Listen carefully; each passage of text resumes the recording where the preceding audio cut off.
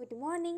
তো হায়দ্রাবাদকে tata bye bye বলে সকালের ব্রেকফাস্টটা আমরা এয়ারপোর্টে সেরে নিয়েই উঠে গেছি। আমাদের 10টার দিকে ফ্লাইট ছিল।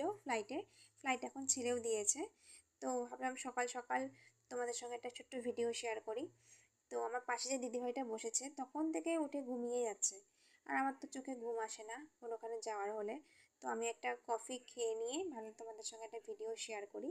তো সকালের ফ্লাইট তো সবাই জেগেই আছে, বেশ যে যার মতো গল্প করছে, গান শুনছে। তো কথা বলতে বলতে আমরা চলে এসেছি বাগডোগরায়। তো এখন আমরা বাগডোগরাতে নেমে আমরা যাব আমরা জেঠুর বাড়ি ঘুঘুমারি আশিগড়ে। তো সেখানেই দুপুরে খাওয়া দাওয়া সেরে রেস্ট নিয়ে রাত্রি 8টার দিকে আমাদের নাইট বাস, সেখানে করে আমরা বাড়ি ফিরবো। তো আমার হাজব্যান্ড আমার সিটের কাছে চলে এসেছে, কারণ আমার আর ওর সিট আলাদা হয়েছিল।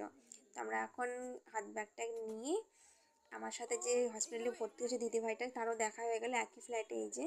তো টাটা সবাইকে।